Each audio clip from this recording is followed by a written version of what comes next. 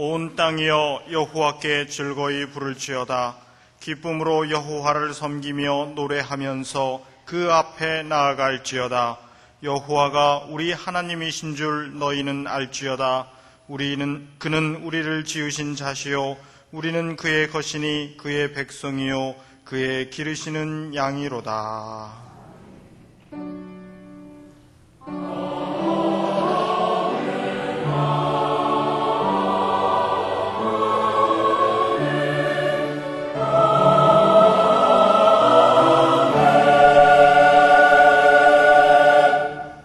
이 시간 하나님께서 우리에게 주시는 구약의 말씀은 신명기 10장 17절에서부터 19절까지입니다. 279쪽입니다. 너희의 하나님 여호와는 신의 신이시며 주의 주시요 크고 능하시며 두려우신 하나님이시라. 사람을 외모로 보지 아니하시며 뇌물을 받지 아니하시고 고아와 과부를 위하여 신원하시며 나그네를 사랑하사 그에게 식물과 의복을 주시나니 너희는 나그네를 사랑하라. 전에 너희도 애굽 땅에서 나그네 되었었음이니라. 아멘.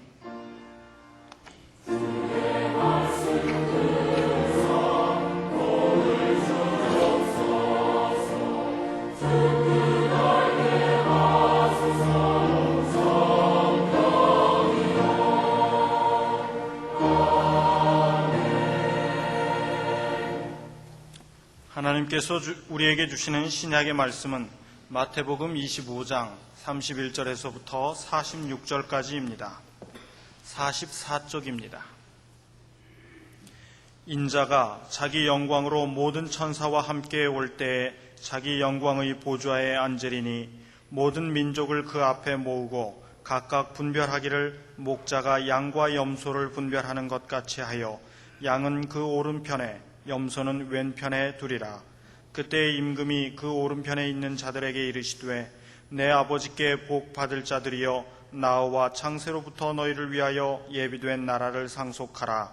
내가 줄일 때 너희가 먹을 것을 주었고 목마를 때 마시게 하였고 나그네 되었을 때 영접하였고 벗었을 때 옷을 입혔고 병들었을 때 돌아보았고 옥에 갇혔을 때 와서 보았느니라.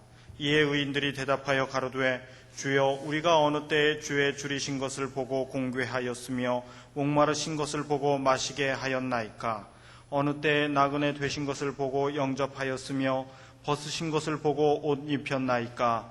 어느 때에 병드신 것이나 옥에 갇히신 것을 보고 가서 회었나이까 하리니 임금이 대답하여 가라사대 내가 진실로 너희에게 이르노니 너희가 여기 내 형제 중에 지극히 작은 자 하나에게 한 것이 곧 내게 한 것이니라 하시고 또 왼편에 있는 자들에게 이르시되 저주를 받은 자들아 나를 떠나 마귀와 그 사자들을 위하여 예비된 영영한 불에 들어가라.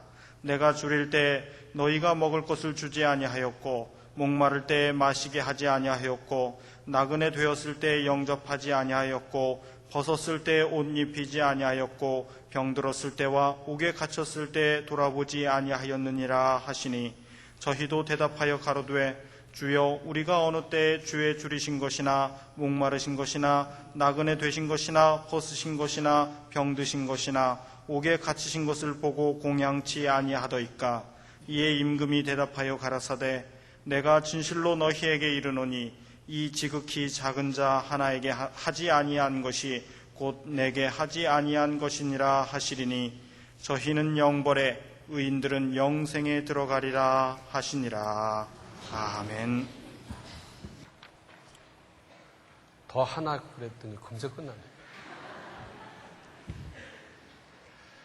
오늘의 구약 본문 말씀을 요약하면 약자를 보호하고 사랑하고 나그네도 사랑하라고 말씀하시면서 왜 그래야 하느냐 하면 19절 하반절에 전에 너희도 애굽 땅에서 나그네 되었었음이니라 그러셨습니다. 이스라엘 백성들이 애굽 땅에서 얼마나 고생했습니까? 개구리가 올챙이적 생각을 해야 되지 않겠느냐 하는 거고요. 또 오늘날은 나그네 된 생활을 다 하고 있습니다. 그저 집 떠나고 고향 떠나면 다 나그네인데 특별히 이제 회사 형편을 따라서 파견 나간다든지 거래를 하기 위해서 나간다든지 외국에 나가는 일이 얼마나 많으며 여행하는 일은 또한 얼마나 많습니까? 또 신약 본문 말씀은 평소 도움이 필요한 사람에게 사랑의 손길을 펴는 것이 곧 예수님에게 하는 것으로 하나님께서는 계산하신다는 것 아니겠습니까? 그래서 예수님이라고 딱 못 박혀 있을 때만 하는 것이 아니라 어렵고 힘든 사람 돌보는 것이 예수님 돌보는 거고 그분들 안 돌보는 것이 예수님 안 돌보는 것이라고 분명히 말씀하십니다. 대문호 톨스토이는 그의 작품 여러 곳에서 이런 것을 작품화했어요. 단편에서 장편에서. 그래서 가난한 사람이 와서 도와달라 그러는데 그저 외면했는데 나중에 알고 봤더니 그분이 예수님이더라. 나병으로 말미암아 몹시 괴로워하는 사람이 있어서 그냥 외면했더니 나중에 알고 봤더니 그분이 예수님이더라. 그런 작품들이 있죠. 그런데 우리나라의 현실은 어떻습니까? 장애인이나 약한 사람 또는 혼혈아나 가난한 나라의 외국인들을 얼마나 괴롭히고 있습니까? 때리고 놀리고 따돌리고 거기다 임금 착취하고 놀리는 사람 입장에서는 한 번쯤 장난했다고 생각할지 모르지만 당하는 사람이 받는 상처는 실로 상상 밖으로 깊고 아픈 것 아니겠습니까? 거기다가 이러한 괴롭힘을 당하는 자녀의 부모는 더 가슴이 찢어지는 아픔으로 얼마나 고통의 나날을 보내고 있습니까? 학교 갔더니 아이들이 못 살게 굴어서 학교 안 가겠다고 그러면서 버티고 우는 그런 일들이 얼마나 있습니까? 얼마나 많습니까? 그럴 적에 부모된 사람의 마음이 얼마나 괴롭고 그런 마음으로 1, 2년이 아니고 3, 4년이 아니고 계속 지내는 그 부모님들 얼마나 괴로움을 많이 겪고 있습니까? 사람이 인생을 살아가면서 상대방의 약점을 드러내어 상처받게 하는 것은 할 일이 아닙니다. 인간관계에 있어서도 하지 말아야 할 최저의 기준이 있고 이것만큼은 지켜야 하는 최소한의 예의가 있는 것 아니겠습니까? 그래서 장애인을 보고 바로 그 점을 들어서 놀린다든지 약자를 보고 그 약한 그 부분을 가지고 그분을 못 살게 군다든지 힘없는 외국인이나 나그네 또는 혼혈아 그런 사람들을 괴롭히는 것 이거 참 할 일이 아닙니다.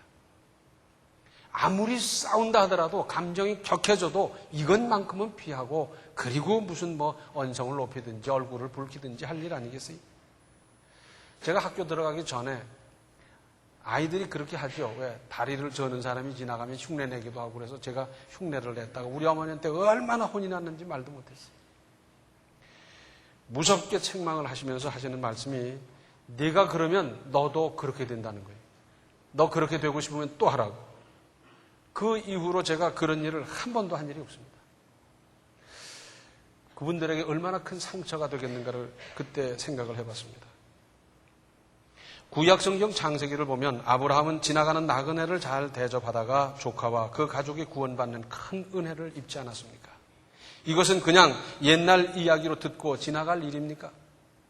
그렇지 않습니다. 원래 우리나라에서도 문전식객에 흔연 대접하라 하는 말이 있어요. 이 말은 나그네도 잘 대접하고 혹 구걸하러 온 사람도 할 수 있으면 흔연 대접 잘 대접하라는 거지요. 덕을 알고 밥술이나 먹는 집이면 나그네 과객을 들여 대접해서 보내고 더 생각이 깊은 집이면 다소나마 노자까지 집어주면서 보내는 것이 상식이었습니다. 그래서 사랑채 드리고 같이 식사를 하고 대화를 하면서 그때는 타향 소식을 듣지 못하지 않습니까? 그래서 그런 사람들을 통해서 다른 지방 소식도 듣고 세상 살아가는 것도 알게 되고 그 해의 작황, 그 해의 농사 형편, 경제 동향 이런 것을 들으면서 자기 나름대로 어떤 대책도 세우고 그러는 것 아니었습니까? 특히 학교에서부터 이런 좋지 못한 일이 무슨 가책도 없이 벌어지고 있다고 하는 것은 참으로 가슴 아픈 일이 아닐 수 없습니다. 누가 그런 짓을 하는지 아십니까? 다른 사람이 아니라 집에서 철저히 가르치지 아니하고 공부만 강조하는 바로 우리의 자녀들입니다. 내 아들은 안 그렇겠지, 내 딸은 안 그렇겠지 잘 살펴보십시오. 철저하게 교육을 시켜놓지 않으면 바로 내 사랑하는 아들이, 내 사랑하는 딸이 그런 약한 사람을 괴롭히는 못된 짓을 할 수도 있습니다. 일본 사람 오도다케 히로다다가 쓴 오체 불만족을 읽어보셨습니까? 팔도 없고 다리도 없고 몸뚱이밖에 없는 그 사람. 그런데 그 사람이 학교를 다녔고 공부를 했고 대학을 갔고 농구를 한대. 우리나라였다면 가능한 일이었겠습니까? 영국 사람 스티브 호킹 박사는 현존하는 세계 최고의 물리학자인데 그분은 얼마나 장애가 많은 사람입니까? 혹 사진으로 보셨을 거예요. 휠체어에 타고도 이래가지고. 근데 그분이 현존하는 세계 최고의 물리학자입니다. 우리나라였다면 그가 그런 훌륭한 학자가 될 수 있었겠습니까? 때리고 괴롭히는 그 상처로 견디지 못해서 훨씬 전에 자기의 그 많은 달란트도 개발해보지 못하고 세상을 떠났을지도 모르지 않겠습니까? 기독교 초기, 그러니까 예수께서 부활 승천하시고 성령 강림으로 시작된 초대교회는 사실 유대 그리스도교였습니다. 다른 말로 하면 우리 구약 시대의 신앙은 유대교였거든요. 유대인들만 믿었어요. 이방인이 개종해서 이제 하나님을 믿는 일은 극히 드문 일이었어요. 정말 드문 일이었어요. 그래서 유대교예요, 유대교. 근데 거기서 이제 그리스도교가 탄생이 됐는데도 이 사람들은 그 틀을 벗어나지 못하는 겁니다. 당연히 유대인들이 믿고 그리고 구원받고 그러는 걸로 생각했지 유대 바깥 이방인 세계라는 건 생각도 못했습니다. 그러다가 사도행전 10장을 보면 로마 군인 백부장이 베드로를 초청하는데 베드로 사도는 매우 곤혹스러워했습니다. 왜냐하면 그는 이방인이었기 때문입니다. 유대인들은 이방인과 접촉을 안 하는 거예요. 대화도 안 하고 같이 밥을 먹는다, 그 집에 들어간다, 이건 생각을 못 했더랬어요. 그런데 그가 초청하는데 내가 가야 하나 말아야 하나 아주 곤혹스러워하고 있었습니다. 그런데 성령께서 말씀하셨습니다. 15절 하반절을 보면 하나님께서 깨끗게 하신 것을 네가 속되다 하지 말라 하더라. 자기는 지금까지 유대인의 선민의식으로 꽉 차 있고 이방인에게 전도한다는 건 생각도 못했는데 하나님께서 깨끗하게 하셨으니까 그 초청에 응할 뿐 아니라 대화하고 구원하고 해야 되지 않겠느냐 하는 것입니다. 이어서 사도행전 11장 19절로 24절을 보면 이런 말씀이 있습니다. 때에 스데반의 일로 일어난 환란을 인하여 흩어진 자들이 베니게와 구브로와 안디옥까지 이르러 도를 유대인에게만 전하는데 그 중에 구브로와 구레네 몇 사람이 안디옥에 이르러 헬라인에게도 말하여 주 예수를 전파하니 주의 손이 그들과 함께 하심에 수다 한 사람이 믿고 주께 돌아오더라. 예루살렘 교회가 이 사람들의 소문을 듣고 바나바를 안디옥까지 보내니 저가 이르러 하나님의 은혜를 보고 기뻐하여 모든 사람에게 굳은 마음으로 주께 붙어 있으라 고나니 바나바는 착한 사람이요 성령과 믿음이 충만한 자라 이에 큰 무리가 주께 더하더라. 초대 예루살렘 교회가 핍박을 받은 것은 사실은 하나님의 뜻입니다. 왜? 유대 그리스도교로 남아있으라고 하기 때문에 그냥 둬서는 안 되겠어요. 그래서 핍박을 하게 하니까 다 흩어져 버렸습니다. 동서남북으로 흩어져가는 이 초대교회 성도들은 쫓겨가면서도 예수는 그리스도라고 전도했습니다. 쫓겨가는 사람들이 전하는 그리스도교 예수님을 믿는 역사가 나타났다는 건 참 신비가 아닐 수가 없어요. 그런데 안디옥에서는 이방인들도 믿고 모이는데 대단합니다. 그들도 기도하니까 역사가 나타나고요. 그들도 열심히 불이 붙고요. 막 나타난데 그 소식이 예루살렘 교회에 전해졌어요. 예루살렘 교회는 오늘날로 말하자면 총회 본부입니다. 그래서 바나바를 급히 보내서 그들을 신앙을 보살피도록. 바나바가 가봤더니 이방인들이 믿으면서 얼마나 열심히 믿는지. 그래서 그들을 잘 신앙지도하고 그러다가 그 안디옥 교회가 부흥되고 나중에는 바울과 바나바를 선교사로 파송했던 교회가 안디옥 교회 아니었습니까? 비로소 그리스도교는 세계화, 즉 세계로 뻗어나가는 세계의 종교로 발돋움하는 것이었습니다. 저는 88년에 성지순례를 하다 로마에 가봤습니다. 그런데 거기서 일본 초등학교 어린이들이 수학여행을 로마까지 왔어요. 유럽 여행은 그 비용이 좀 더 많이 들지 않습니까? 일본 사람들은 부자니까 초등학교 어린이를 여기까지 수학여행 보내는구나. 저는 그렇게 생각하지 않았습니다. 무역으로 먹고 살아야 하는 나라의 다음 세대인 어린이에게 세계를 보도록 세계적인 안목을 열어주는 일로 저는 보았습니다. 그렇지 않습니까? 일본은 무역으로 먹고 살아야 되는 나라예요. 그래서 세계의 여러 나라, 각 나라 사람들의 정서와 전통과 관례와 선호도 그런 걸 잘 살펴놔야 되지 않습니까? 사실은 우리도 무역으로 먹고 살아야 됩니다. 그래서 우리는 그러기 때문에라도 세계를 알고 세계와 더불어 살고 이 방법을, 지혜를 키워나가야 되지 않겠습니까? 일본이나 중국은 근대화하면서 똘똘한 청소년들을 뽑아 선진국에 유학하게 하여 선진 문물과 세계를 배우게 했더랬습니다. 이들 중에서 이토 히로부미가 나오고 주울레가 나오지 않았습니까? 우리는 그렇게 못했습니다. 나라가 망해가는 때에 누가 그런 안목이 있고 투자를 할 수 있었겠습니까마는 그래도 우리에게 있어서는 아쉬운 대목이 아닐 수 없습니다. 우리는 단일 민족으로 오랫동안 한반도에 갇혀 살아오다 보니 외국인에 대한 공연한 편견도 상당히 있는 것이 사실입니다. 우리나라에 온 초대 선교사들은 얼마나 고생을 많이 했는지 말도 못합니다. 온 지 얼마 안 돼서 호열자에 걸려 죽은 사람으로부터 고생을 많이 했는데 처음에는 모습이 다르다 그래서 이양인이다 그렇게 말을 하다가 그 다음에 그 사람들을 무시하는 말로 양코뱅이 그랬더랬습니다. 그런데 그 서양 선교사님들이 들어왔더니 야, 저 새파란 눈으로도 우리와 똑같이 보일까?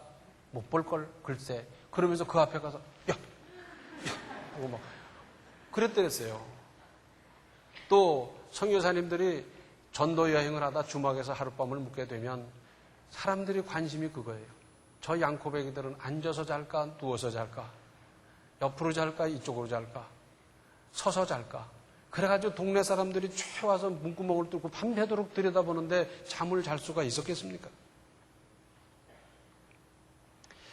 오늘날은 선진국 부자 백인에게는 턱없이 아부하는가 하면 가난한 외국인 근로자에게는 군림하면서 얼마나 잘못하는 일이 많습니까? 이런 일을 당하고 있는 그들이 하는 말이 뭔지 아십니까? 당신들은 그럴 수 없지 않습니까? 그럽니다. 왜? 우리도 핍박받았고 우리도 압제하에 살았던 과거가 있는데 그걸 겪었던 사람이 외국인에게 그럴 수 있습니까? 하는 거지. 고린도후서 6장 13절 하반절에 너희도 마음을 넓히라 그랬습니다. 우리는 지금부터 마음을 정말 넓혀놔야 됩니다. 앞으로 어쩔 수 없이 우리는 통일이 될 겁니다. 그러면 저 북한 동포들을 끌어안고 사랑하고 먹여 살리고 나아가서 민족의 동질성을 회복해야 될 텐데 저분들하고는요 대화 안 됩니다. 말을 배울 때부터 기빌성, 어버이 수령, 주체사상 어쩌고 그렇게 배웠던 사람들이기 때문에 대화가 전혀 안 됩니다.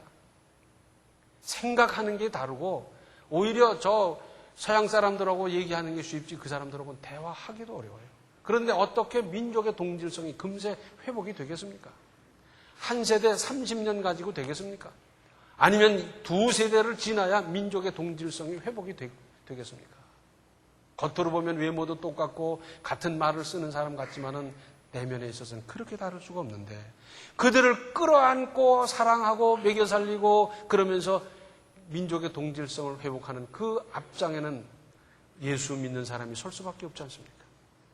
이것을 학교 교육으로 얼마 만에 이루겠습니까? 군대에서 하겠습니까? 어디서 하겠습니까? 우리는 이 일을 내다보고 민족적인 이 과제를 내다보면서 지금부터라도 가슴을 열고 넓혀 놓아야 될 필요가 있습니다. 또 장애인과 외국인을 대하는 제도나 사람들의 마음씨나 정서는 그 사회를 알아볼 수 있는 곧 선진국인지 후진국인지 판가름하는 것 아니겠습니까? 북한 평양에는 장애인은 못 살게 돼 있어요. 다 쫓아버렸어요. 그러니까 지옥이지요. 그러니까 지옥이에요. 그리스도교는 원래 코스모폴리타니즘, 곧 사회 동포주의입니다. 그리스도 안에서는 인종이나 국경이 없습니다. 그래서 그리스도 안에서 전부 형제요 자매로서 나아가서 그리스도 밖에 있는 사람까지 전도해서 사랑하고 포용하는 것 아니겠습니까? 마태복음 5장 43절로 45절에 보면 예수께서 원수 사랑을 말씀하시면서 45절에 이같이 한즉 하늘에 계신 너희 아버지의 아들이 되리니 이는 하나님이 그 해를 악인과 선인에게 비추게 하시며 비를 의로운 자와 불의한 자에게 내리우심이니라. 다른 사람이 소외시키고 하대하고 괴롭히는 그 사람을 사랑하고 원수까지 사랑하게 됐을 때 하나님의 아들이라고 확실하게 인침을 받는다는 것 아니겠습니까? 미국은 이민국가입니다. 그래서 세계 각국 인종들이 다 모여서 만든 나라예요. 제가 미국 처음 가서 깜짝 놀란 일 중에 하나는 차를 타고 가는데 옆에 사람이 신문을 보길래 우연히 이렇게 봤더니 소련어, 러시아어 신문입니다. 당시 러시아는 완전히 적국 아닙니까? 적국 사람들의 말로 된 신문을 그 사람들이 아무 불편 없이 읽고 있어요. 마치 미국에 살고 있는 우리 교포들이 우리말 신문을 만들고 보고 하는 것과 똑같아요. 우리나라 같으면 이게 허용이 되겠습니까? 그런데 거기선 허용이 되고요. 러시아에서 이민 온 사람, 러시아에서 뭐 영주권 가지고 있는 사람, 그런 사람들이 모여서 자기 나라 말로, 자기 써오던 말로 신문을 만들고 그걸 읽고 있는 거예요. 디즈니랜드를 갔더니요, 참 재밌더라고요. 뭐 타고 놀고 그런 게 문제가 아니라 인종 전시장이에요, 전시장. 뚱뚱한 사람이 있는데 우리나라 뚱뚱이는 저리 가라. 얼마나 뚱뚱한지 기차를 못 타는 사람이 있어요. 열차를 못 타는 사람. 이해가 됩니까? 그래가지고 기차 그 곡간 거기 앉아서 가는 사람이 있고요. 사람이 새카매도 새카매도 어떻게 그렇게 새카말 수 있는지 새카만 사람이 있어요. 근데 그보다 덜 새카만 사람, 거무주름한 사람, 거무틱틱한 사람, 허연 사람, 백인도 아주 완전히 하얀 사람이 있는가 하면 조금 혈색이 도는 사람, 또 호인종도 있잖아요. 피부 색깔이 그렇게 컬러풀할 수가 없어요. 키가 막 한 3m씩 되는 사람의 무슨 번거지 같은 거 뒤집어 쓴 사람의 무슨 저 아랍 사람 같이 그냥 눈만 내놓고 이렇게 하고 온 사람의 별의별 사람이 다 있어요. 자관 참 기기묘묘하더라고요. 사람 구경하는 거 하나도 지루하지 않고 재밌어요. 그런데 그 여러 종족의 사람들이 모여서 한 나라로 통합하고 유지 발전하면서 강대국을 이루고 있다는 것은 좀 과장되게 표현한다면 이거 예술쯤 되는 거 아니에요? 예술쯤 되는 거 아니에요?